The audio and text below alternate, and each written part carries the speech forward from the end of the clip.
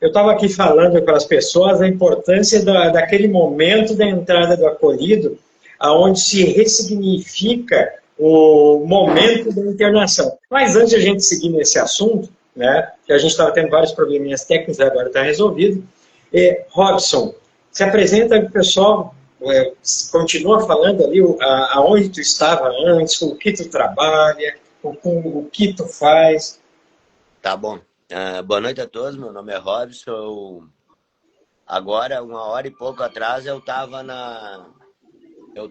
no grupo de apoio da igreja, até acho que tem gente aí que estava lá tá participando aí da live. Eu trabalho numa clínica terapêutica em Sapiranga e Parobé, né? Faço trabalho de monitor, de terapeuta e aprendo muito, né? Eu sempre estou aprendendo, na verdade. Eu aprendo com os acolhidos, eu aprendo com o coordenador, eu aprendo com o Antônio, eu aprendo nos grupos de apoio. Então, é sempre um aprendizado constante. Mas eu tenho sempre uma coisa que eu digo, né, cara? A recuperação tá aí para todo mundo, né? E por que poucas pessoas conseguem viver uma recuperação? Como foi o teu caso, do que tu passou lá, entendeu? Então, na minha opinião, assim, ó, a recuperação tá para todo mundo. Mas poucas pessoas têm o real desejo de viver a recuperação. Porque viver a recuperação de verdade, ela é difícil. Ela não é fácil. Porque vem os problemas no trabalho, vem os problemas com família, vem os problemas da sociedade. Então, em tudo, tu tem que ter, como é que eu vou te dizer assim? Tem que ter uma boa vontade, uma mente aberta para tu viver a recuperação, né? Que nem assim, hoje foi falado no grupo de apoio, né?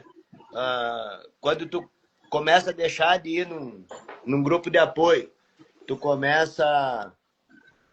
Deixa eu botar o carregador dela aqui. Tu começa, como é que eu vou te dizer assim? Tu deixa de ir fazer o que é proposto para tua recuperação. Tu deixa de ir numa reunião, tu deixa de ir num grupo de apoio, tu deixa de fazer o que é sugerido. Até uma simples coisa, sair de casa, ir até o mercado. Tu não tem que passar na praça, tem que ir até o mercado. A recuperação, ela é fácil, mas tu tem que ter um direcionamento, tem que ter o teu cronograma, como tu vai fazer. Agora sim, o Marcelo entrou. Seja bem-vindo, Marcelo. Graças a Deus, graças ao Poder Superior, eu consegui entrar depois de muito tempo. Boa noite, pessoal. Boa noite. Então, Robson, conclui ali a tua linha de raciocínio, porque a recuperação não é para todos. E isso é uma verdade. Assim, ó, eu já escutei tu falando, Antônio, que é fácil ter parado de usar droga. Tu entra para dentro de uma clínica, não tem droga, tu parou de usar. Mas e a mudança dos defeitos de caráter? A mudança de tudo que tu tem que mudar para tu viver a recuperação de verdade. Entende? Eu hoje eu não abro mão. A minha filha mesmo está aqui, ela sabe. Chegou na hora da minha reunião do grupo de apoio, não me interessa, pode estar o bispo aqui, o papa aqui dentro. Eu vou para a reunião. É lá que eu preciso estar. Eu preciso estar no meu grupo de apoio. Entende? Por exemplo, assim, tu me convida para fazer uma live. Era bem mais fácil para mim dizer que eu tinha outro compromisso e não participar. Não, é aqui que eu tenho que estar. Entendeu? A recuperação é isso. É tu renunciar a muita coisa para viver ela. É aí que as pessoas não entendem. Marcelo, eu já vou te passar a palavra para te apresentar. É que aquele conceito mais básico que existe de recuperação, que as pessoas não entendem, que acham que é egoísmo, quando escutam um conceito pela primeira vez, é que deve ser aplicado. O primeiro eu, o segundo eu, o terceiro eu. Se a gente não tem isso em mente, não existe recuperação. As pessoas imaginam que é egoísmo viver dessa maneira. Pelo contrário, esse aí é o maior ato de amor ao próximo que um adicto pode ter, para com a família e para com a sociedade. Porque no momento que eu me coloco em primeiro lugar, eu vou fazer o que o Robson falou. eu não vou colocar desculpas na minha frente para não estar no grupo de mutuajuda como o Robson, que já é uma pessoa que tem sobriedade há anos, trabalha na área há anos, estava há uma hora atrás, o compromisso que ele colocou para estar aqui na live, assim como o Marcelo. Esse ato de amor incondicional para com o próximo, ele é a essência espiritual da recuperação. Eu vejo dessa maneira. É a essência espiritual da recuperação. Amar ao teu próximo como a ti mesmo, e ao teu poder superior acima de todas as coisas. Como é que eu vou dizer que eu amo a minha mulher, minha namorada, meu namorado, seja lá o quem for, se eu não me coloco como prioridade? Porque eu sei que se eu enfiar os pés na jaca de novo e voltar a ser aquele saco de lixo de ser humano que eu era há alguns anos atrás, eu só vou estar trazendo sofrimento e destruição para quem está na minha volta. E se eu não cumprir os meus compromissos com a minha recuperação e sobriedade, quem vai sofrer são eles. Então, sim, eu tenho que me colocar em primeiro lugar, usar o exemplo do Robson e do Marcelo, que se colocam também em primeiro lugar. Aí sim eu posso dizer que eu amo quem está no meu entorno. E aí eu dou chance para eles também iniciarem um processo de recuperação, porque sim, a família precisa estar em recuperação também, para poder se descarregar daqueles traumas e estigmas e lidar com a sua própria codependência, aquela necessidade de salvar o próximo, esquecendo de si mesmo. Marcelo, por favor, se apresente para nós, meu amiguinho. Maria, não tem mais volume?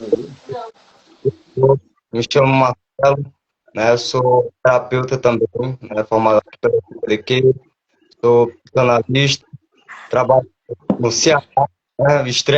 Com extremo aí, o professor Antônio, né? Trabalho numa comunidade terapêutica, CT Efraim, né? Também tenho alguns outros cursos, algumas outras formações, né? Na FENAC. Atualmente, né? Hoje, no início da live, eu relatando sobre um caso que eu estava falando com ele mais cedo, né? E é muito importante a gente ver, né, sobre essa questão de amar a si mesmo, né? Porque no processo de recuperação, né, eu acho muito bonito quando o professor Robson fala que pode estar o Papa, pode estar quem for, né? Na hora da minha reunião, na hora dos meus compromissos que são parte da minha recuperação, né, eu preciso ir, eu preciso estar lá, porque é ali que me mantém a sobriedade, né?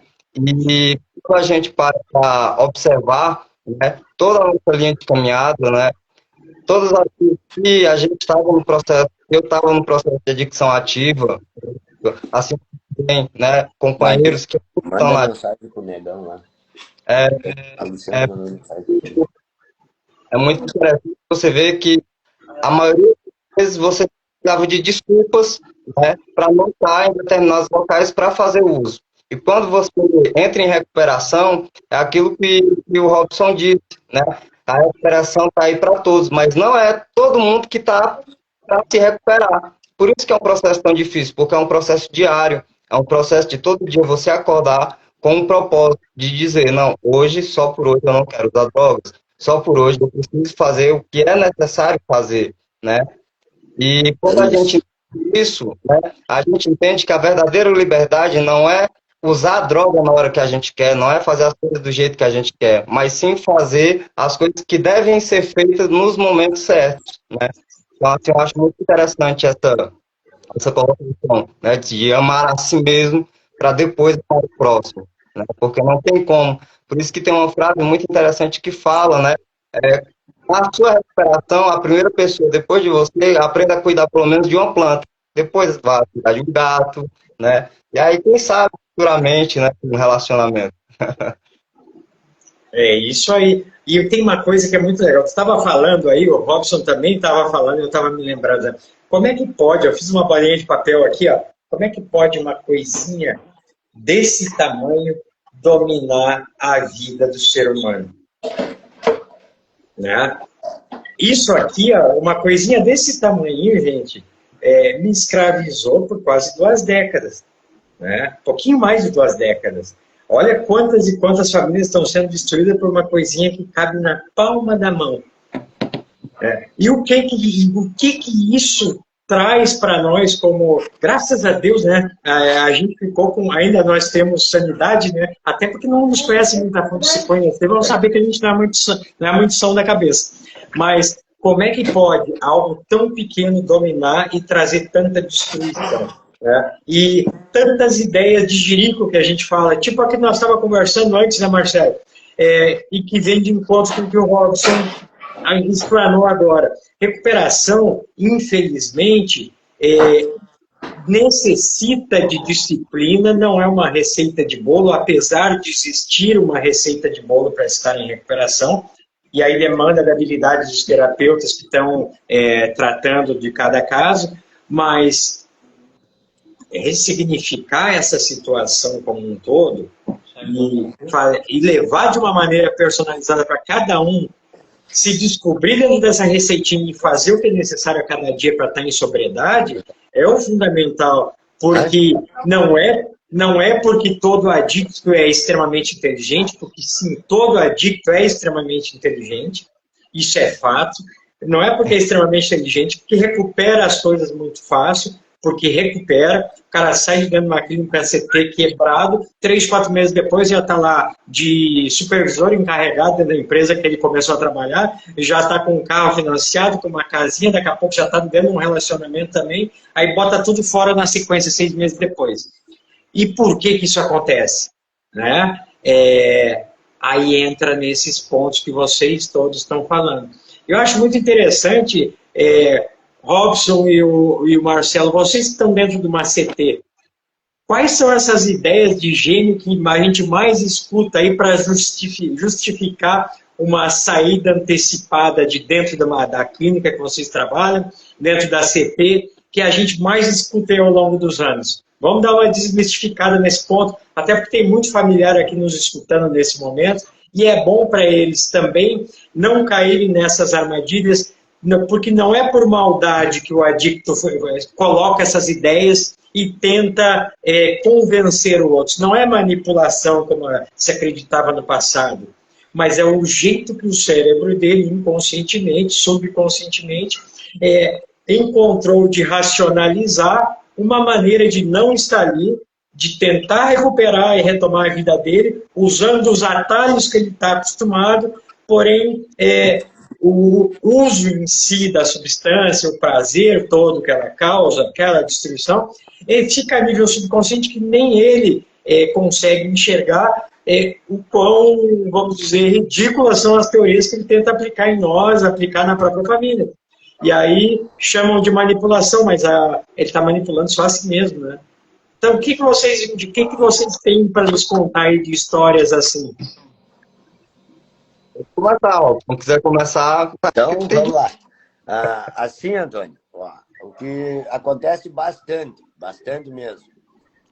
Na verdade, ninguém quer estar internado, tá? Essa é a verdade. Eu também, quando me tratei, eu não queria estar lá.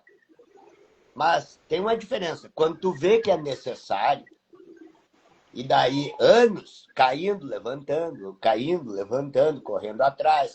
Tudo isso que tu falou antes. Conquistei tudo, antes da minha recaída, botei tudo fora. Tá? Por quê? Porque eu fiz as minhas escolhas de novo. Não fiz o terceiro passo que a gente entrega. Hoje eu faço. Tá? Dentro da clínica, acontece muito o quê? O cara brinca, achou a cura milagrosa. Tá? Marcelo, um abraço. Mas não é, cara. É assim, quando ele fala que ele... Eu já entendi tudo, eu quero ir embora, eu tô legal, eu tô pronto. Ele não tá mentindo. Entendeu? Ele tá... o subconsciente dele engana ele. Entendeu? Na hora, quando ele tá falando, eu digo, meu querido, eu acredito em ti. Só que mais ali na frente tu vai voltar. Se não for para cá, para uma outra. É tanto que eu vejo. E sabe o que é uma coisa que mais me dói? É que eu vejo, às vezes, pessoas com 5 meses, com 6 meses, com 9 meses de casa, 1 ano de casa, que vão sair para a rua e tem a data de validade. Isso é o que mais dói. E eu aprendi uma coisa contigo, Antônio. Agora eu tenho o meu pedaço de responsabilidade quando um abençoado recai. O que eu podia ter feito diferente para não acontecer isso? Porque é bem mais fácil eu culpar o dependente químico e tirar o meu da reta, entendeu? Tirar o meu da reta e dizer assim, não, ele fez tudo errado. Não. Mas eu tô lá para quê? Para dar o norte pro cara. Entendeu?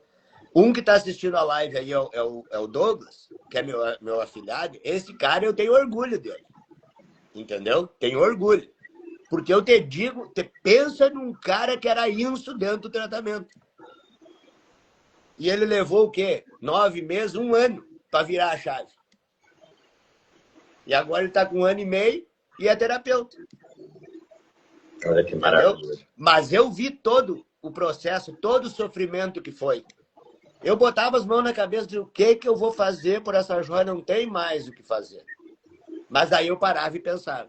Eu digo, mas se eu não acreditar que ele ainda pode conseguir, eu paro de fazer o que eu estou fazendo. Mas aí, esse ponto que tu tocou é fundamental, porque a nossa área é extremamente frustrante. É frustrante, a gente sabe que o nosso meio de trabalho é podre, né? Em si, no geral, até porque a gente trata muitas vezes com o pior lado do ser humano, né?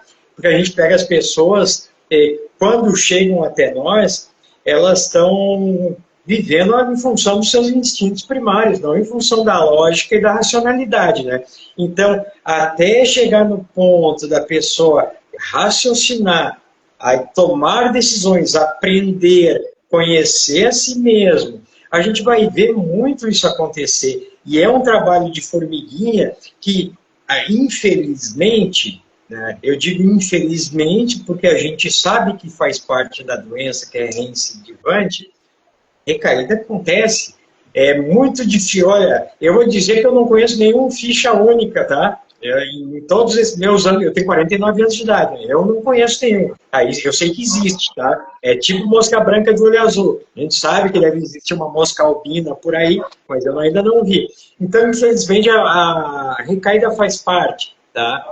Mas eu diria o lapso faz parte, a recaída não. O lapso faz parte, mas a responsabilidade tanto do profissional quanto de quem teve esse lapso ou recaída, aprender com aquele momento para entender o que houve, o que não foi trabalhado, trabalhar, aí sim vai servir de lição, de aprendizado, para que a pessoa consiga desviar daquele buraco no seu caminho, porque vão vir vários. E no momento que a pessoa consegue desviar de um, consegue ligar pedindo ajuda, se abrindo, está difícil, não estou conseguindo, estou com pressão, estou com isso, estou com aquilo, consegue se abrir com um padrinho, com um terapeuta, com um psicólogo, com um psiquiatra, com um padre, com o pai de santo, seja lá com quem for, essa pessoa já venceu a si mesma, porque quando passar aquele momento difícil, que vai passar no momento que ela se abrir, no outro dia aquela sensação de vitória, aquela vitória de si mesmo, a sensação de conseguir superar qualquer coisa, vai vir mais forte do que nunca e ele vai ter aquela liberação de dopamina, de todas as coisas boas e de que ele é capaz de vencer qualquer coisa, principalmente isso mesmo. Marcelinho, o que tu escuta por aí de teorias absurdas? Me conta essa de hoje que tu estava falando. Rapaz, é muito interessante, né? Eu acho muito interessante o Robson, né, sobre a questão de que quando a pessoa recai, né, a gente tem uma parcela de culpa, porque a gente está aqui justamente para dar um norte para o cara, né, e isso é muito interessante, né. Dentro da comunidade, né, que eu passei, né, dentro das comunidades, cara, o mais assim, o mais lógico é dizer, né, cara, eu preciso sair para trabalhar porque a minha família está precisando de mim, né, sendo praticamente todo dia o cara liga pedindo coisa para a família. Não, tá faltando isso, tá faltando aquilo, e isso, e a família está desesperada porque não quer que o filho, o parente, ou enfim, né, retorne pro né, pro social, porque sabe que não está pronto, né, mas o cara com aquela manipulação. Como o professor Antônio falou hoje, né, falando para ele sobre o caso que eu passei o dia, né, batendo cabeça aqui, né, a gente trocando uma conversa, de dois acolhidos que se conheceram, tal, né? Tem cerca de 15 dias e, tipo, já vamos casar, né? Vamos embora, vamos tocar o barco para frente e tudo. E eu falo, cara, não é assim, tem que, né? Vamos aqui voltar aqui para a realidade, né? Primeiro porque vocês vieram para cá com um propósito principal, que é o quê? Aprender, né, a viver sem o uso da substância. Então, isso é o foco principal, né? Então, a partir disso, né, quem sabe futuramente, provavelmente, né, e desejo que dê certo. Mas antes a gente tem que entender sobre esse processo, porque a pessoa, quando entra numa clínica, ela entra especialmente para quê? Para fazer o tratamento, para aprender a viver, né, sem o uso de substância, né? Porque tem o transtorno de uso de substância. Só que aí chega aqui, né, como o Robson falou, ficar sem usar é fácil, viver limpo é que é difícil, né? E aí a pessoa se acha, tipo, como o professor Antônio falou, tem a questão de dizer, eu tô pronto, tá tudo legal, já aprendi. Pô, as 3 aulas que eu assisti do professor Marcelo, entrou aqui dentro, nunca mais vou usar. E tem aquele prazo de validade. Cara, não vai, vamos ficar por aqui, né? Aí o cara, não, preciso ir, minha família tá precisando de mim, vou sair, vou fazer isso, aquilo. 3 meses depois o cara tá de volta, né? E aí eu tava falando hoje, né, com essas duas pessoas e falando, cara, vocês têm primeiro que cumprir um propósito. O adicto, né, Robson e o professor Antônio com certeza deve saber disso também, e muito mais do que eu, tem muito mais experiência do que eu, né? O adicto, ele é muito ansioso, né? Eu acho que a ansiedade é uma das coisas que faz parte mesmo assim um dos focos principais do adicto, né? Porque ele quer tudo naquele momento, daquela forma, né? Tem que ser agora, aquele instinto primitivo, né? Inclusive eu estou lendo um livro muito bom que se chama Clínica, Clínica da Impulsividade, né? Fala muito sobre isso e é muito interessante porque já passo a palavra para você, professor. Porque quando a gente tá, né, nesse processo de tratamento, a gente demora. Tem pessoas que demoram menos tempo, tem pessoas que demoram mais tempo, né, a virar essa chave, né, de entender que tipo não é do meu jeito, né, eu tenho que aprender uma nova forma de viver. E muitas das vezes o orgulho, né, da pessoa não deixa com que ela, né, abra a mente, né, faça o que o professor Antônio falou aí, né, de ligar, pô, tô precisando de ajuda, né? Fulano, pô, hoje tá difícil aqui e tal. Não, muitas das vezes faz o quê? O contrário, se isola, né? Se enclausura em um ambiente e ali aquela bola só vai aumentando, né? Então, assim, é muito difícil, né? Viver um dia de cada vez e ser paciente, principalmente. Aí, Robson. Vamos lá. Assim, ó, hoje, vou comentar lá no grupo de apoio. Hoje nós falamos sobre escutar. Nós temos dois, né? Vamos escutar. Falar menos. E tu falou uma coisa interessante que foi falado hoje no grupo de apoio: a impulsividade. Entendeu? Então, às vezes, acontecem as coisas. Se tu agir por impulso, automaticamente tu bota os pés pelas mãos. Por quê? Porque tu deixa aquela coisa do velho homem sair para fora, né? Então, assim, ó, eu até coloquei assim hoje. Tá, eu me mantenho equilibrado, eu tenho equilíbrio, mas chega um determinado momento que te acontece alguma coisa, ou no trabalho, ou na vivência normal com as pessoas, se tu não controlar o teu impulso, automaticamente a gente mesmo estraga tudo. Por quê? Por causa da impulsividade que o dependente químico já tem por natureza, né? E se tu for pensar, os codependentes têm essa impulsividade bem maior que nós. Entendeu? Eles têm bem maior que nós. Porque o nosso problema é aquela droga que o Antônio mostrou na palma da mão, que escraviza, tá? Nós lidando com isso, tendo as renúncias, nós vamos viver em recuperação, tá? E para o codependente entender tudo, se torna mais difícil. Cara, eles têm que lutar muito mais que nós. Eu até falei hoje.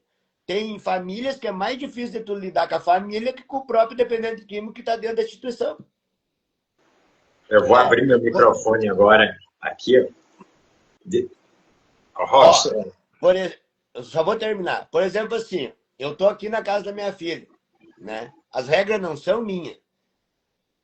A casa dela, a regra do meu genro e amém.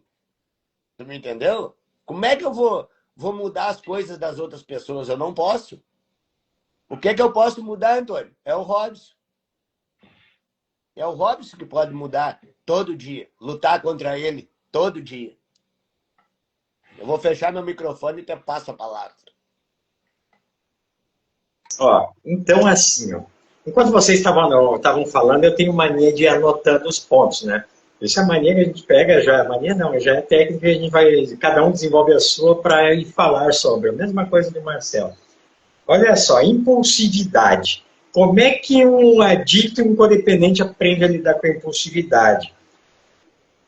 Ah, eu sempre falo, eu sempre brinco, mas quando eu brinco eu estou falando sério, tá? Não é porque quando a gente está brincando que a gente não está falando a verdade. Muitas vezes o ser humano usa da brincadeira e dos momentos momentos de raiva para dizer aquilo que realmente quer dizer. E eu digo aqui de forma clara e consciente. Eu prefiro lidar com um grupo de 100 adictos do que com 10 mães dentro de um grupo, tá? Com certeza. Porque assim, ó, o adicto, vamos colocar deixar umas coisinhas claras. É bom que tem familiares aqui. O adicto, apesar de chegar a um determinado ponto da vida que não tem mais poder de escolha, né, que está trabalhando em função da sua região mesolímbica, em função de atender seus desejos, ou seja, está funcionando ser praticamente como um animal irracional, né, come quando tem fome, toma banho só quando não aguenta mais o próprio cheiro, passa a mão em qualquer coisa que vê pela frente para trocar pela substância de preferência, porque a região responsável pela empatia está junto com a da lógica e mais uma série de coisas assim.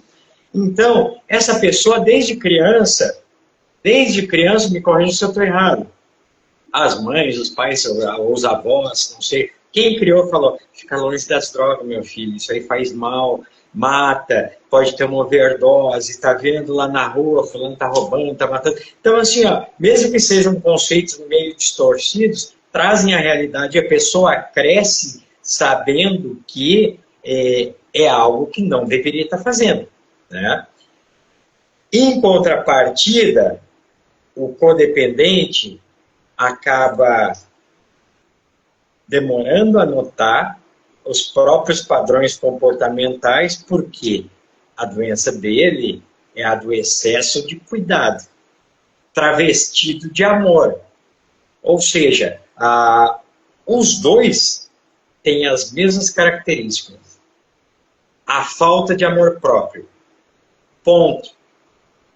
Porque no momento que o DQ passa a colocar o amor próprio em primeiro lugar, ele entra em recuperação.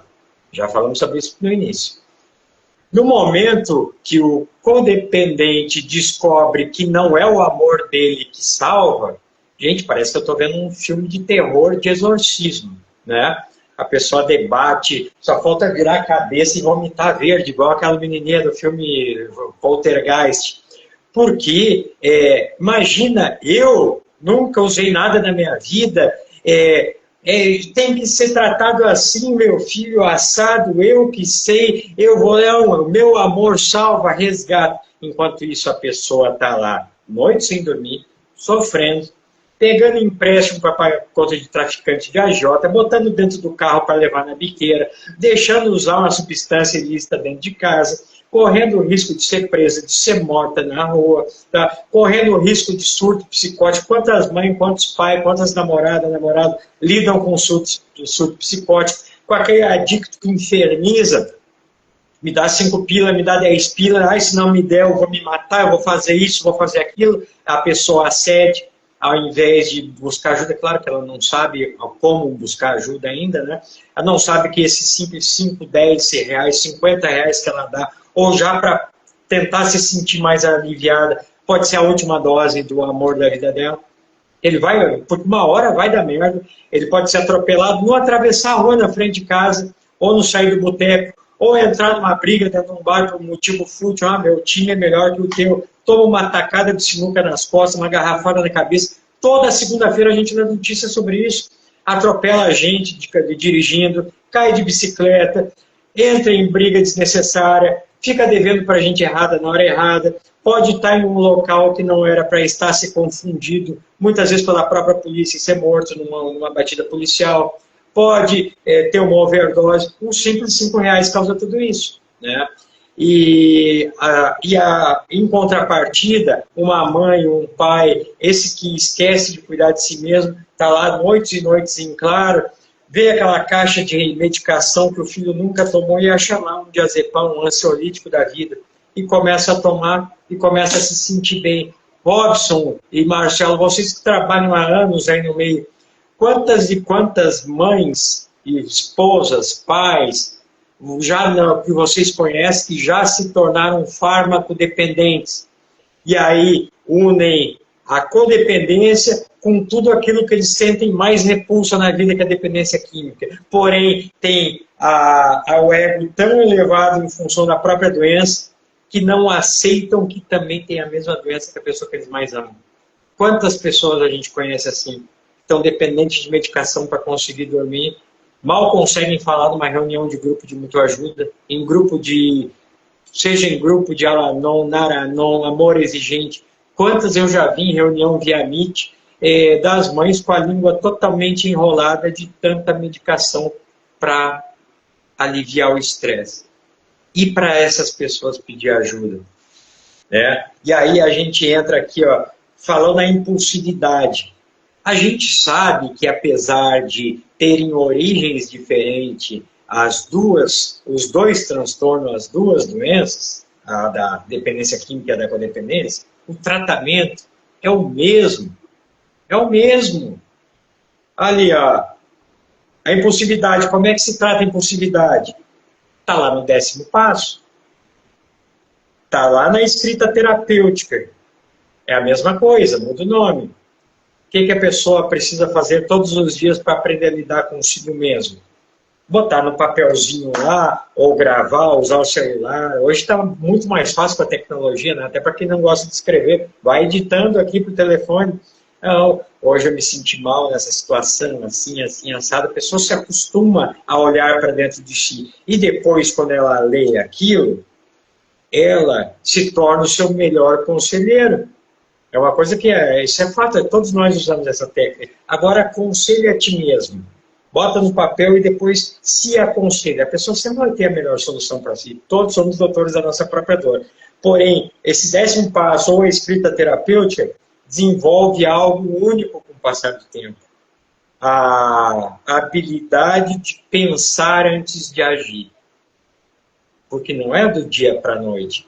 Porque de tanto fazer isso, esse processo de escrita terapêutica proporciona a pessoa, depois de cansar, porque é chato pra cacete ser aquela pessoa que vive se desculpando por cometer os mesmos erros, né?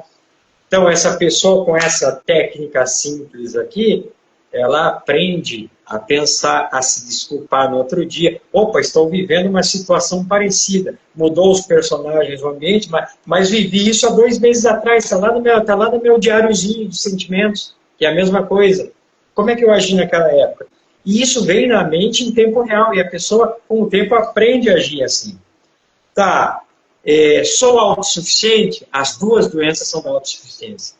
Ou seja, do ego elevado, eu posso tudo, eu sou o dono e o senhor da razão. Onde é que eu vou cortar esse pezinho de ego, descer do latãozinho, né, e praticar humildade?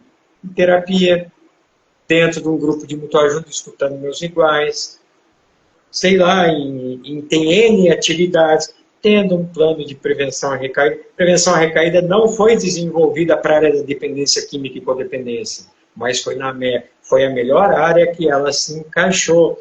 Vou conversar com especialistas, vão me abrir e falar com meus iguais. Então, as duas doenças são muito parecidas.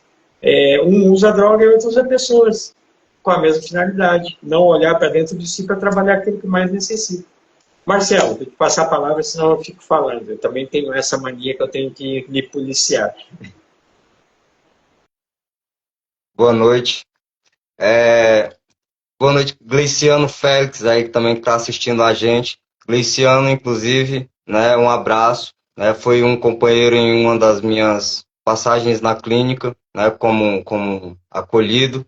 Né, hoje, em sobriedade, levando a palavra aí, levando a mensagem ao adicto que ainda sofre. Parabéns, Gleiciano. Né?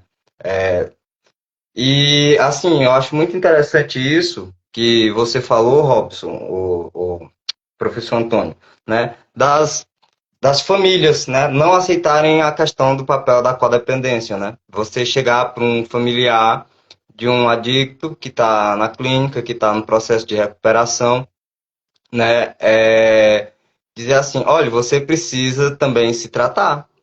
Cara, uma vez eu fui falar para a esposa de um acolhido, né, em uma determinada situação, ela me perguntando por que ele não tinha aparecido numa foto e tal, isso e aquilo. E antes de eu responder, né, que ele estava fazendo determinadas questões, ela já começou, cadê fulano? E ciclano, e assim, assim, assado, ele não está participando, e já começou aquele desespero, e eu, calma, ó, não é assim que funciona. Tá acontecendo isso e isso, né? Ele estava fazendo tal, tal, tal, mas ó, a gente também precisa olhar para outro lado. Você sabia que você também precisa se tratar, né? Porque esse seu processo, né, também de autocuidado demais, isso também é um processo de doença chamado codependência. Rapaz, quando eu falei isso, o professor Antônio foi a mesma coisa que cutucar a onça com vara curta. A primeira palavra que veio logo na boca da esposa do acolhido foi o quê? Eu Eu preciso de tratamento, quem está na clínica é ele. Né? Então, assim, eu falei, não, calma, é porque e tal, né? A questão da codependência, o autocuidado, deixar de cuidar de si, deixar de olhar para si mesmo, para olhar para o outro, né? E tal. Ela, não, mas ele já me deixou vários dias sem dormir, quantas vezes já fui buscar ele na biqueira, né? Como você estava falando, R$ 5 às vezes que você dá pode causar a morte, pode ser o último trago, pode ser a última pedra, pode ser a última dose, né? E a pessoa se automedica, né? Quantas vezes aqui eu recebo ligação, né? Ou então eu recebo mensagens de pessoas mandando um áudio para mim com a voz completamente embargada. De quê? Por conta de medicação. A minha mãe, né? Eu vou citar o exemplo da minha mãe, eu vou citar um exemplo real. Hoje ela faz um tratamento, né? Ela é acompanhada pelo psicólogo, psiquiatra, um CAPS, devido também, se for colocar aí, né, nos processos aí de ano de caminhada, são mais de uma década de uso na ativa, né?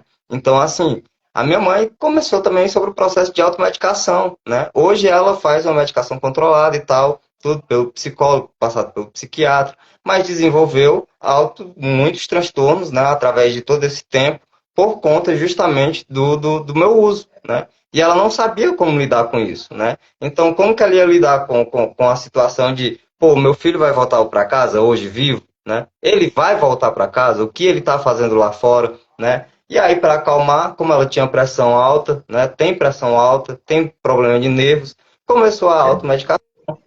E isso é muito forte, né, dentro das famílias. Por quê? Porque é muito mais fácil você olhar para aquele que está na sua frente do que olhar para si, né? E essa questão sobre o pensar antes de agir é uma coisa que eu falo muito dentro não só aqui, como também dentro dos grupos, né?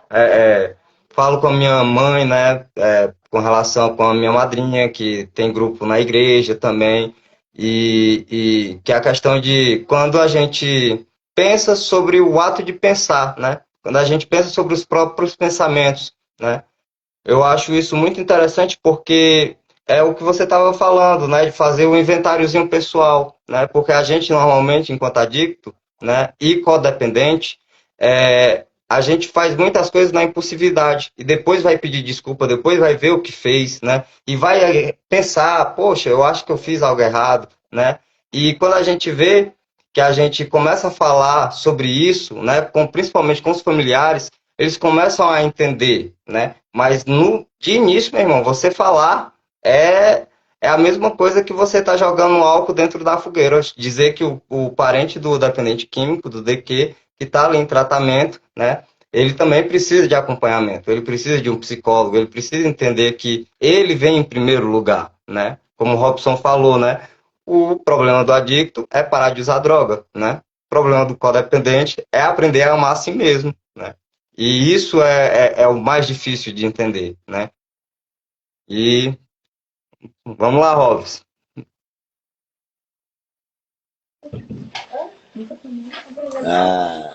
Assim, ó, tava escutando aí vocês falando, né? O Antônio ali falou do 10º passo, sabe? Tu fazendo o 10º passo teu diariamente, entende? Tu não precisa... Tem gente que não precisa escrever, eu sou um que não escrevo, mas eu faço ele durante o meu dia, entendeu? Eu consigo hoje me perceber nos meus erros, mas também nos meus acertos, entendeu? Quando o cara consegue... Por exemplo, assim, eu sempre digo uma coisa.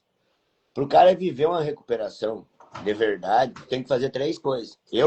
Robson, eu preciso fazer 3 coisas. Primeiro, admitir o meu problema. Né? Admitir meu problema.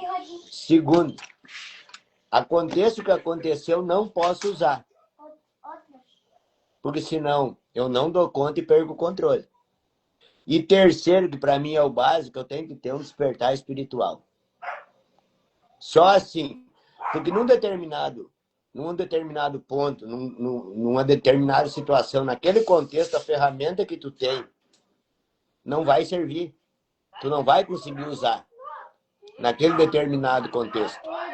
Mas o teu poder superior, sim, te tira dali. E isso eu digo por experiência. Que já foi o poder superior que me tirou de várias situações que naquele determinado momento a ferramenta que eu tinha no bolso, na caixa, na mala, não funcionou.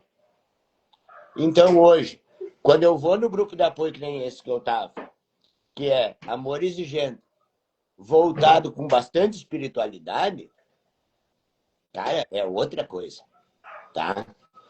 Mas só que não pode entender errado.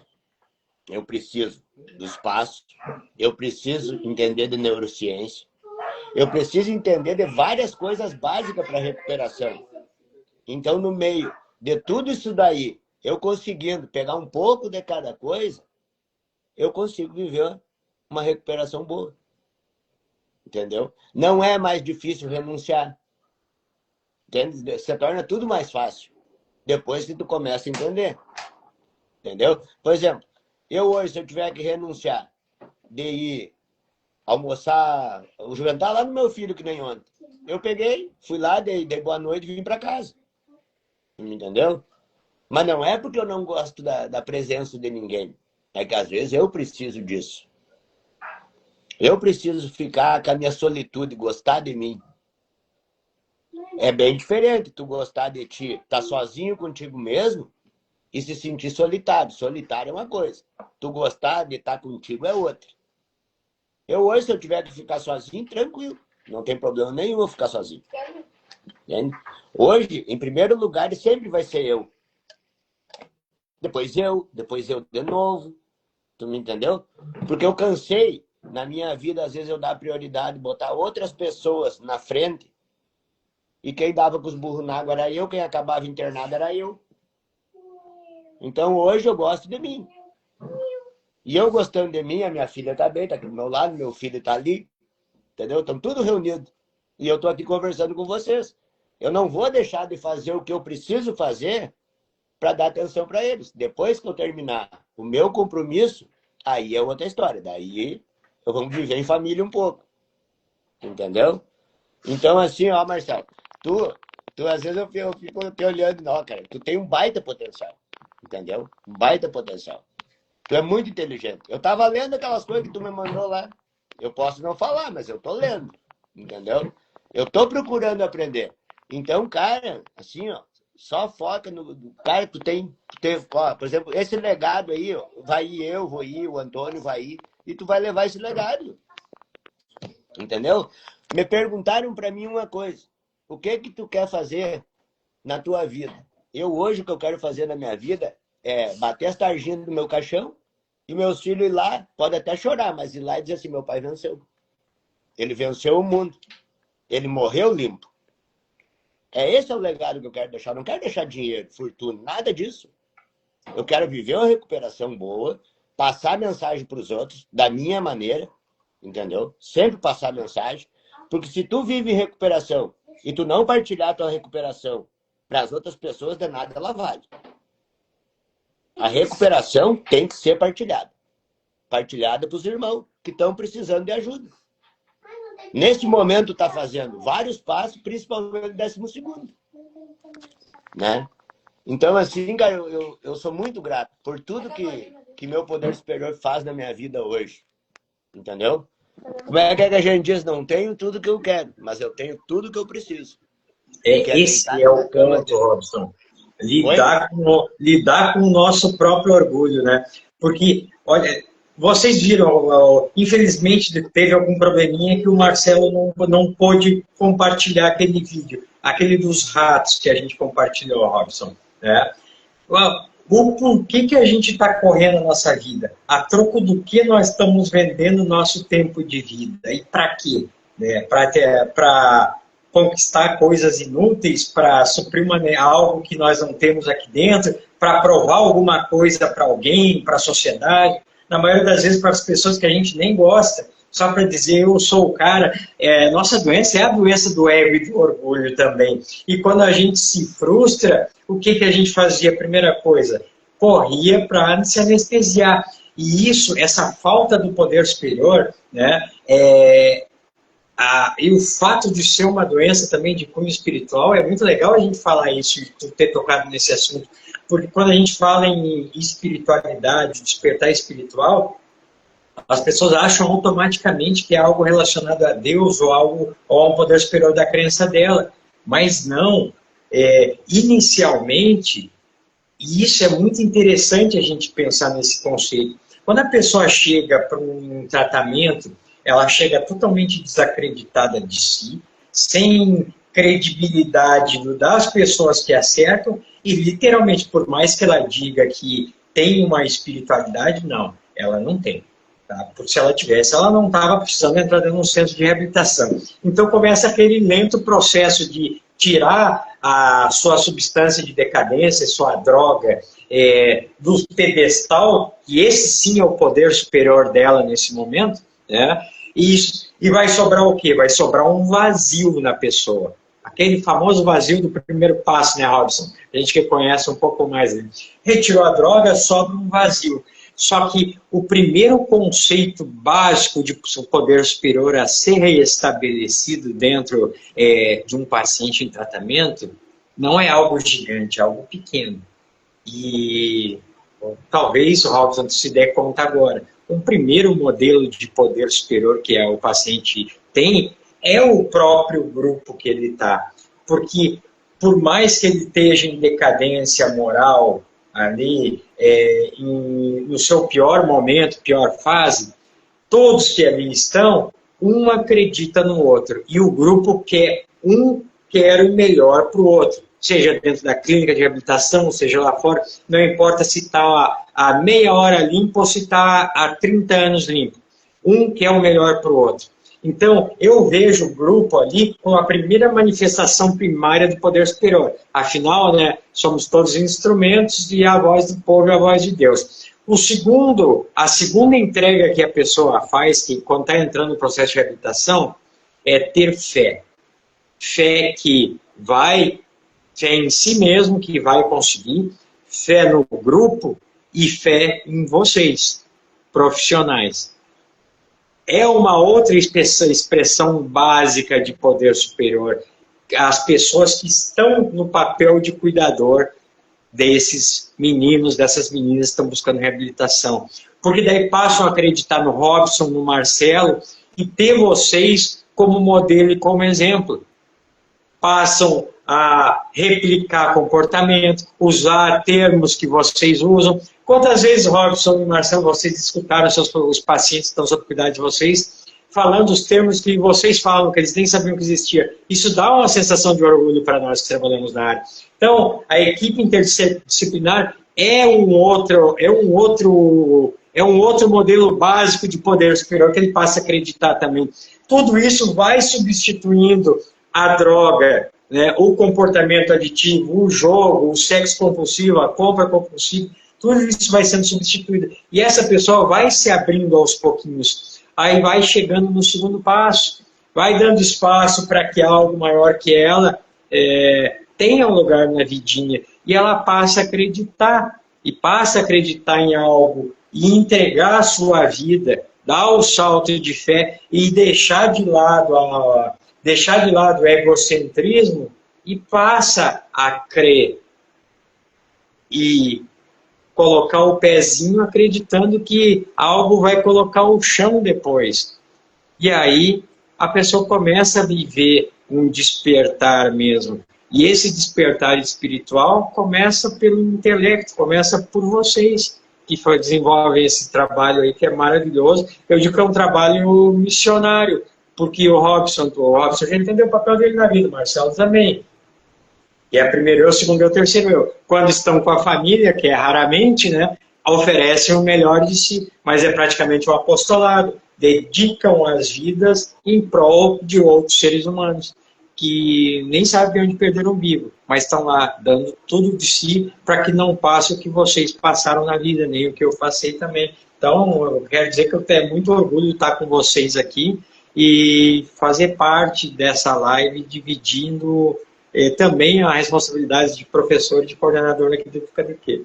Obrigado por você estar aqui. Marcelo, meu amiguinho, fala aí da ideia de jirico dos teus pacientes hoje, que se conheceram há 15 dias e já queriam abandonar tratamento para ir casar. Conta um pouquinho como é que funciona isso.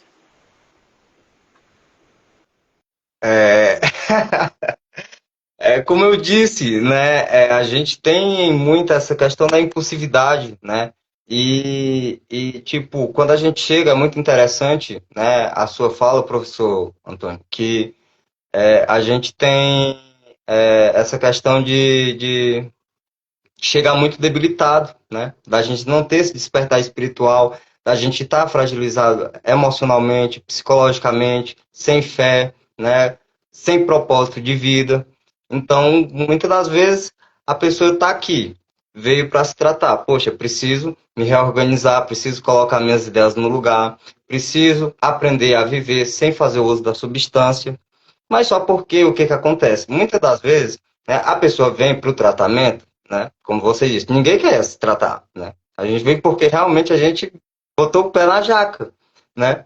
E aí a pessoa chega aqui, né, para se tratar, não somente para parar de usar drogas, né, mas justamente para se curar de feridas, de transtornos do passado, né, que fazem ela fazer o uso, né? O uso da droga é a consequência, né? Então, quando ela chega aqui, ela tem que entender que parar de usar droga é necessário, mas para você se manter limpo, uma parte essencial disso é você entender quais são as feridas do passado que não foram curadas, né, e que vão trazer gatilhos para o, né, seu dia atual ali, para o seu momento, né, que pode fazer você recair, né? E aí a ideia de jirico dessas pessoas é exatamente isso.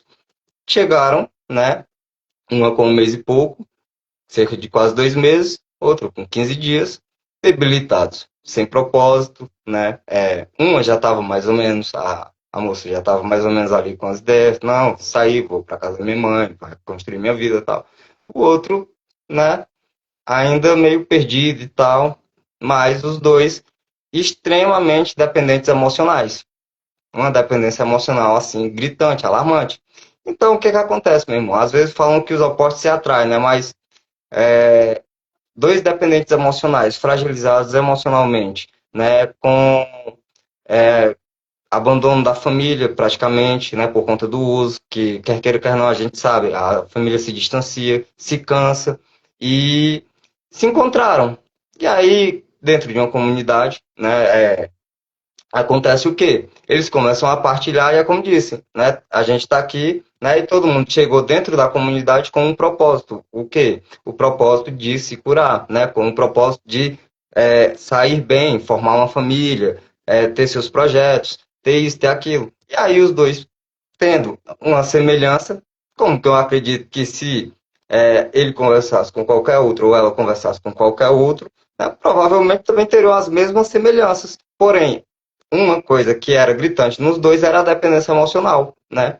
Uma coisa causada pelo uso da substância, pelo tempo, o abandono, né, da família, por lapsos de quebra de relacionamentos, né, devido ao uso. Então, os dois pegaram e falaram assim: nossa, meu irmão, é isso, tá lindo, tá perfeito, a gente vai sair, a gente vai casar, a gente vai ser a melhor maravilha do mundo. E estamos prontos, né? Vamos criar nossos filhos e vamos meter bola para frente.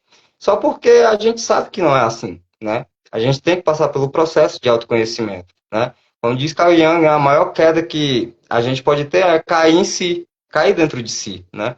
E isso é extremamente importante, o autoconhecimento, né? Dois bicudos não se beijam, é exatamente isso. Né?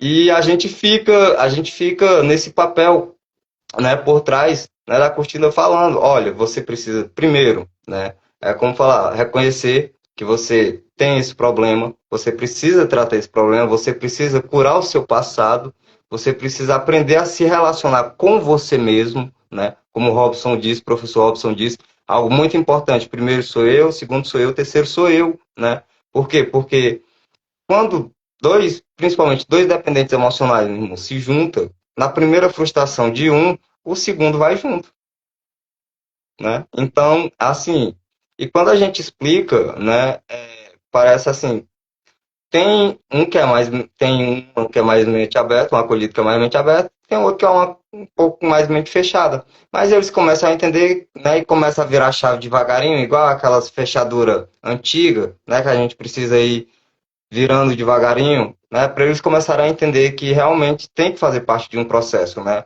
Aprender se autoconhecer, se autovigiar, se entender sobre seus próprios pensamentos, né? Fazer projetos para si, né? Não com os outros, né? Até porque o ser humano é falho. Eu posso falhar hoje, eu estou aqui, mas eu posso falhar, né? A gente, independentemente de estar um dia ou 30 anos sóbrio, né? Isso não impede que a gente possa recair, que a gente possa fazer, se a gente continuar mantendo, né, uma caminhada de disciplina. E isso é muito importante na vida dos acolhidos, né? E a gente, como terapeuta, mostrar esse papel e mostrar como que é essa caminhada para conseguir chegar nesses planos, né, de girino, que deixem de ser planos de girino e passem a ser realmente projetos de vida. Mas para que isso seja, eles precisam ter todo passar por um processo terapêutico, né, e um processo de autoconhecimento, não só, né, do que eles eram antes da droga, no período de adicção, e como vão fazer para ser a partir daqui do tratamento em diante. Né? E é isso. Né? O Igirino querendo casar com 15 dias. Deixa eu só abrir aqui, porque enquanto vocês estão ali, eu estou escrevendo como aqui no notebook. Né? Só uma parte. Esse fenômeno que tu descreveu aí é o mesmo fenômeno que vai fazer a carne espoca, que está todo mundo vendendo como um milagre na internet, vacina contra crack e cocaína, não funcionar. E daqui a pouco nós vamos trocar uma ideia. Robson, vou te passar a palavra, meu amigo. Cara, eu tava escutando o Marcelo, né? Cara, vocês podem não acreditar, mas eu acho que deve ser o que faz o quê? 1 ano e pouco eu fiz o workshop de dependência emocional, né? Quando eu fiz aquele workshop ali com o Antônio, ali me abriu a mente, entendeu?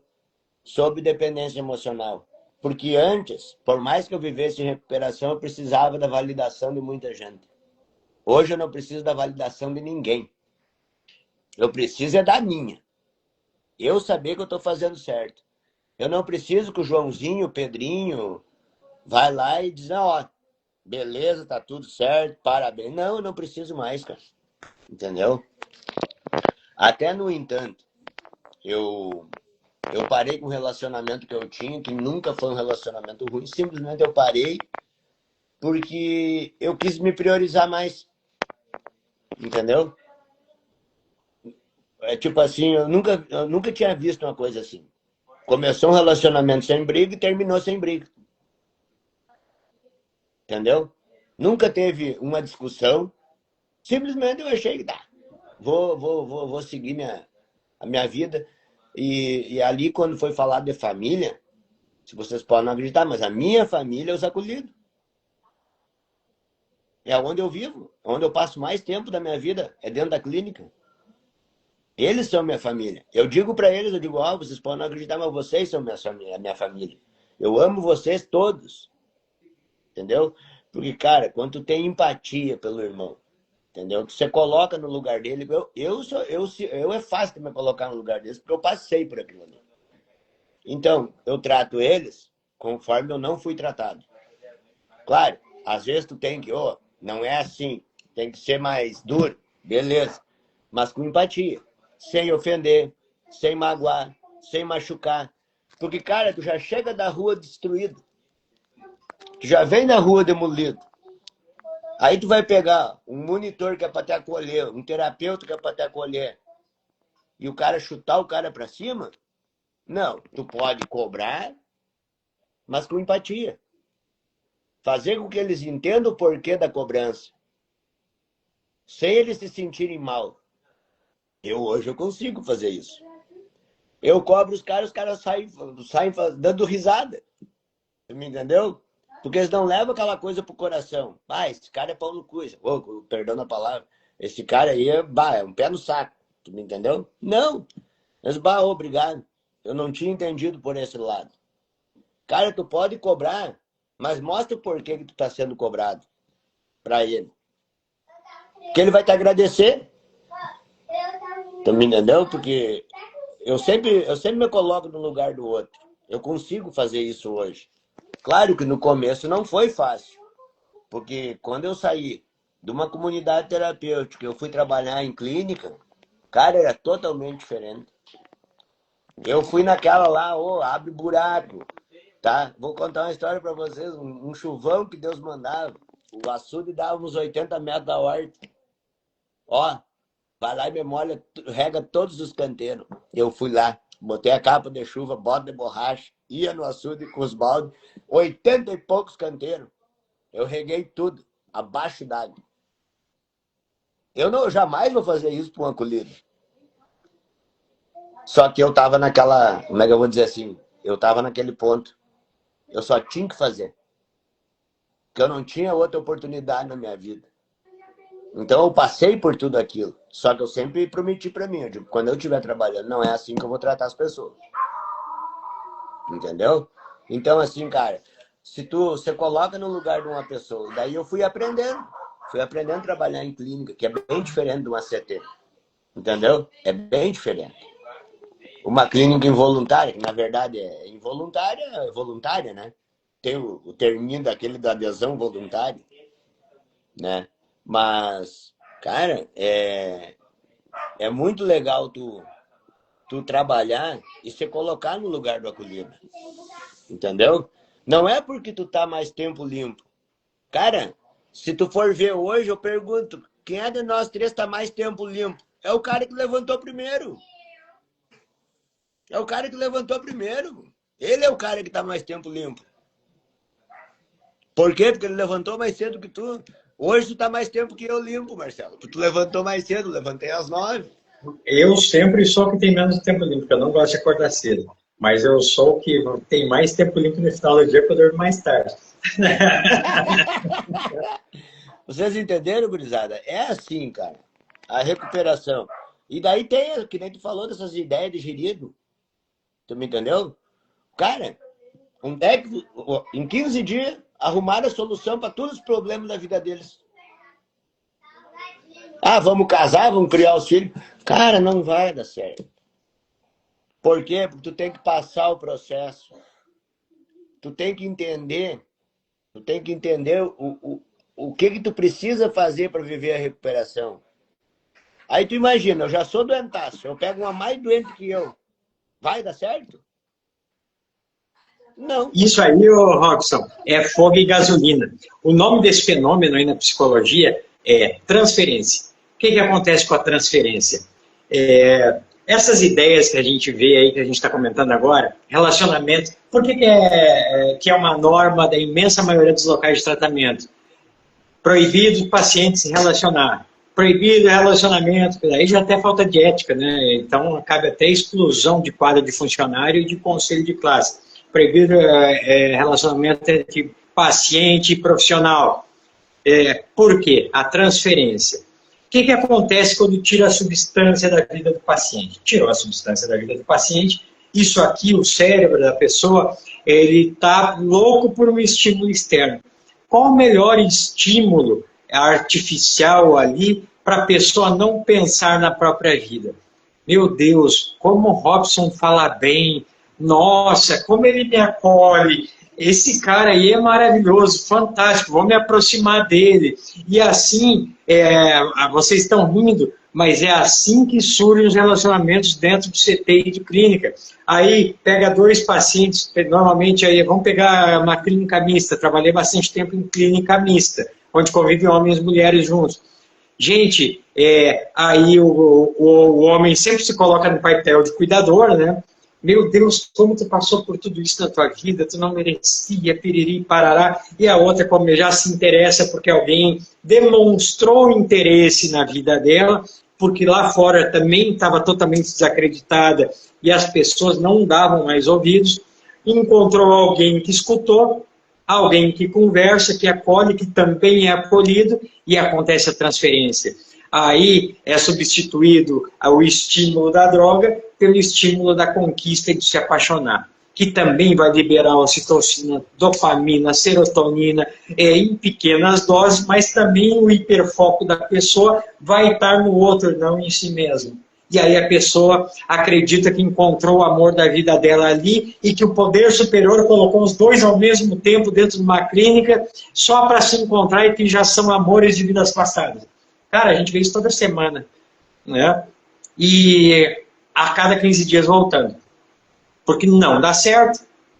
Aí, por que não dá certo? Porque é construído sobre um castelo de areia, construído sobre a doença, sobre a patologia. E é esse mesmo fenômeno que vai fazer as pessoas em massa se frustrarem com essa vacina que eles colocam.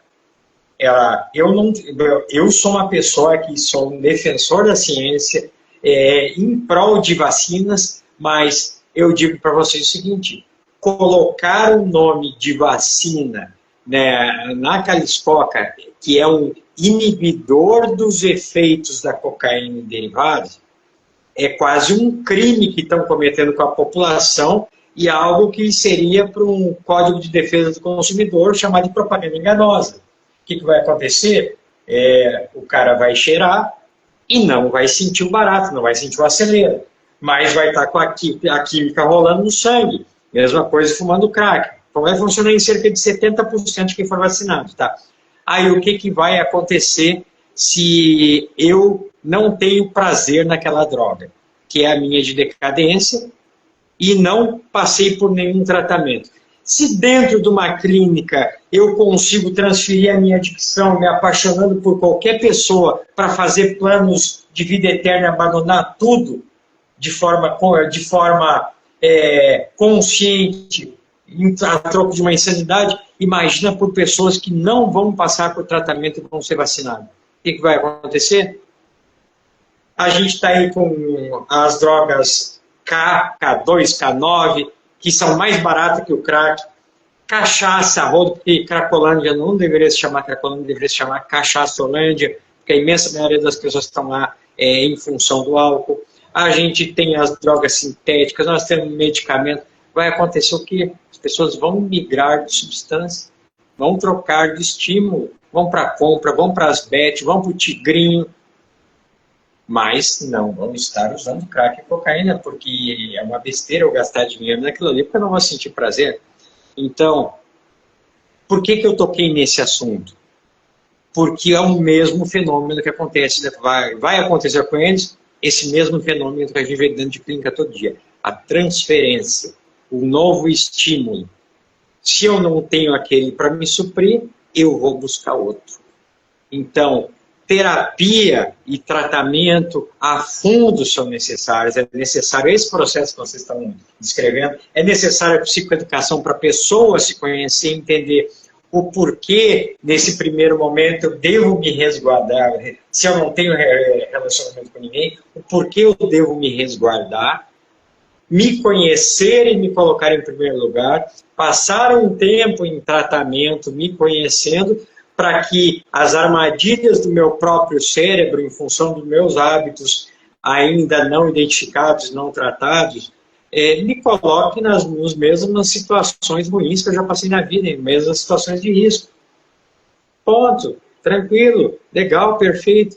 E aí, vou nunca mais vou poder estar com alguém? Claro que vai. O ser humano não foi feito para ficar sozinho. Nós somos feitos para andar em pares, né?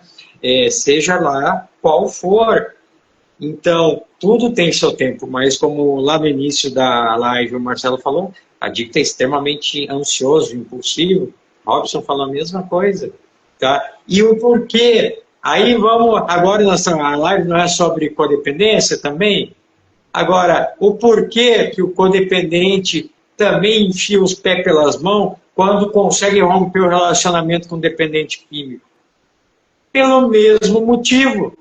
Não se tratou, vai passar pelo fenômeno da transferência psicológica, para ir no lado negativo, mesmo lado negativo.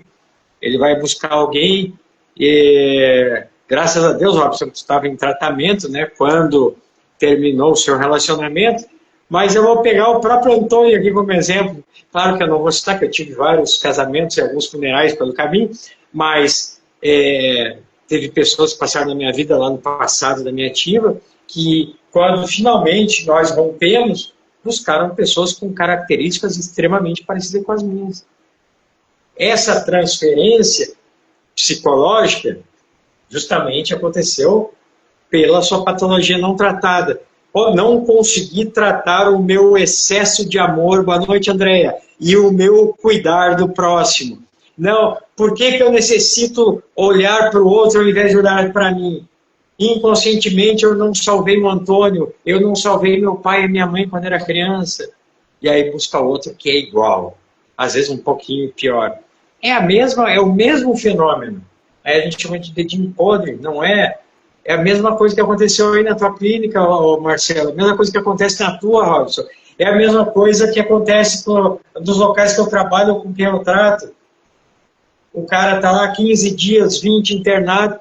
Meu Deus, eu preciso voltar para a rua. Eu estou falido, minha mulher está me deixando. Aí o cara entra com eu brinco ainda, né? É até um pecado falar isso, mas a síndrome do corno honorário, acho que está o tempo todo sendo traído, né? Que é o tempo todo sabendo notícia da rua e saber como é que está a pessoa, não deixa em paz o outro, uma insegurança gigantesca. Vou resolver minha vida, entendi, o Marcelo falou isso, entendi o que eu vim fazer aqui dentro agora. Em 2, 3 dias, uma semana. Entendeu o que, meu parceiro? Tu não desintoxicou ainda fisicamente, né? E vai voltar para a rua para cometer os mesmos erros, pressionar as mesmas pessoas, voltar mais fraco, mais debilitado e ajudando a adoecer ainda mais o próximo.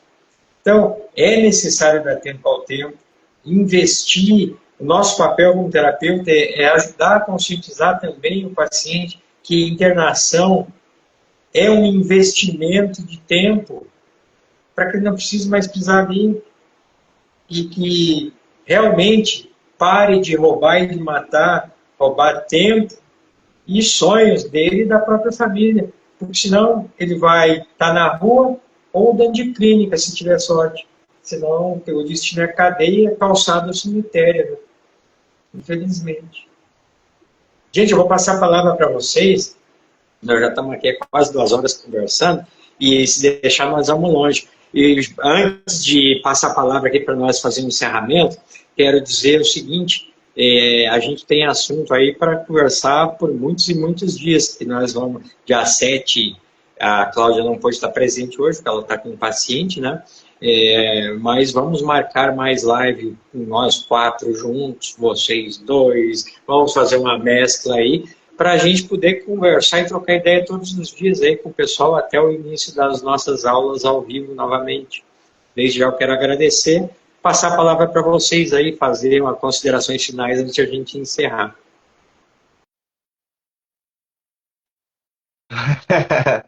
Né, realmente, você falou aí que, né, vendo aqui há quase 2 horas, cara, quase 2 horas falando sobre isso, né? Queria agradecer, né? Acho que por tudo que a gente tem construído ao longo dos anos, né, por todos os processos que a gente passou.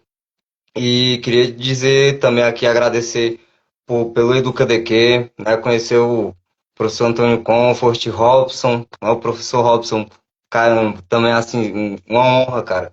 Um dia desejo conhecer pessoalmente cada um de vocês. Vou esperar o tempo mais frio, mais quente do ano para ir aí. Tá?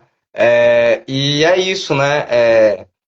Dizer que a gente vai estar aqui, né? A gente vai tentar esquematizar uma forma de todo dia estar fazendo live, trazendo informações, né? Isso é uma coisa que é importante, né? Como diz no 12º passo, levar a mensagem ao adicto que ainda sofre, né? E muitas das vezes não é só o adicto, né? Como também o codependente familiar, né? Então, assim, vamos fazer, eu, pelo menos da minha parte, né? Quero estar sempre disposto, disponível, né? Para estar fazendo essas lives, né? Dizer que, como o Antônio Comfort falou, né? Vamos estar aí dia 7 retornando com os nossos cursos, né? Eu, como novo professor também, né? Do EducaDQ, e agradecer a todos que participaram. Um forte abraço e tamo junto. Vamos lá, professor Robson. Quero agradecer aí, né? Agradecer o pessoal lá do grupo de apoio aí que participou, tá? Dizer que sou muito feliz pelo convite que eles me fizeram. Gosto de ir lá. Adorei, fui muito bem recebido, entendeu? E jamais vou deixar de ir nos grupos de apoio. Também estou te dizendo isso, Marcelo. Não deixa de ir, entendeu? A caminhada é só o começo, sabe? É só o começo de tudo. Tá? Então eu só tenho que agradecer o Antônio, agradecer tu por fazerem parte da minha vida agora, né? A Cláudia, entendeu? Que agora é mais um pedacinho de mim, sabe? Que vocês são, entendeu? E eu sou muito grato por isso, sabe? Desejo a todos uma boa noite. Então, gente, obrigado por aceitarem o convite, a nossa missão aí de levar a mensagem adiante. E vamos sim, tá marcando aí a próxima live aqui já para os próximos dias e vem tentar fazer uma sequência aí até o início das nossas aulas, porque foi muito gostosa essa troca de experiência com vocês. E a gente começa a falar e se a gente vai puxando, nós vamos atravessar. A gente literalmente atravessa a noite falando e não acaba o assunto, né? Desculpa a gente interromper assim só com praticamente 2 horas, né? Mas se faz necessário para vocês descansar, para tu aproveitar a tua folga também é uma opção para tua família, tá? Obrigado, pessoal, e até a próxima. Vou deixar logo mais disponibilizar a gravação aqui da live para todos, vai estar no perfil do EducaDQ. Grande abraço, até a próxima e obrigado pela presença de todos. Amém. Amém.